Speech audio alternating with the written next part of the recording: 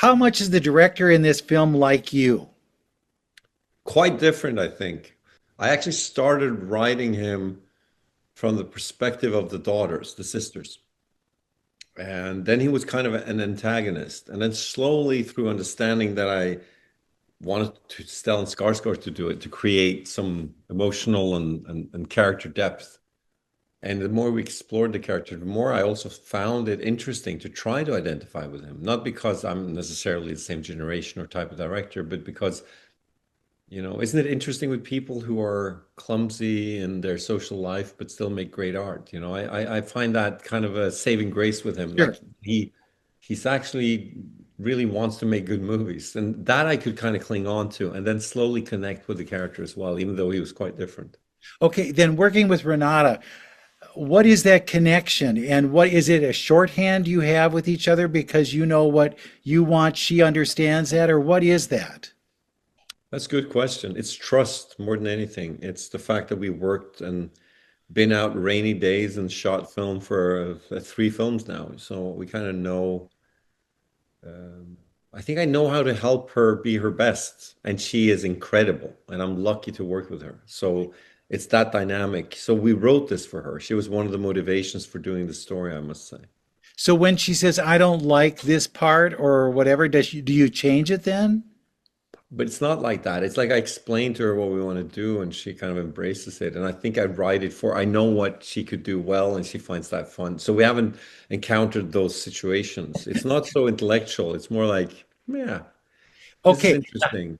the house. What is that house like to film in? Is it just impossible or It's perfect. I mean, I is saw a that a real hundred houses to find it. It's really a find, this house. and then when you're running the cameras through it, is it, where are you in the process? Are you even near the camera or what is that? Yeah, I shoot on 35. Usually I'm very close to the camera, very close to my DP, Casper Tuxen. If I can, sit next to the camera with a handheld monitor, and then other people are in the back with the big monitor. I don't sit back there. I'm with the actors and the DP. Okay, So, yeah.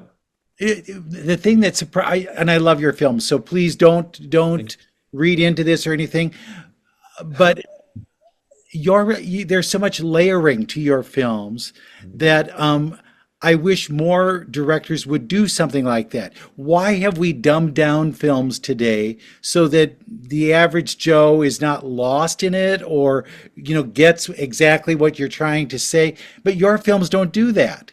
And why don't more directors play that same role?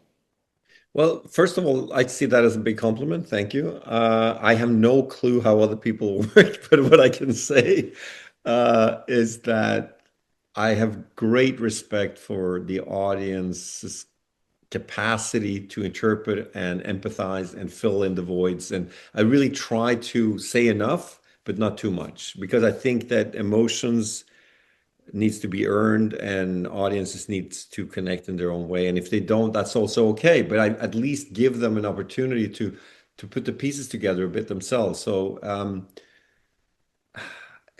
yeah, I don't know. I also observe sometimes that there are a lot of films that are very clear, but I don't think it's a new thing. I think there's No, oh always no, been no. people who are very explicit about their But stuff. there are fewer films like yours that give us credit for thinking. And, and it's like so spelled out. You look at the top films that are making money and you go, come on, this is so simple.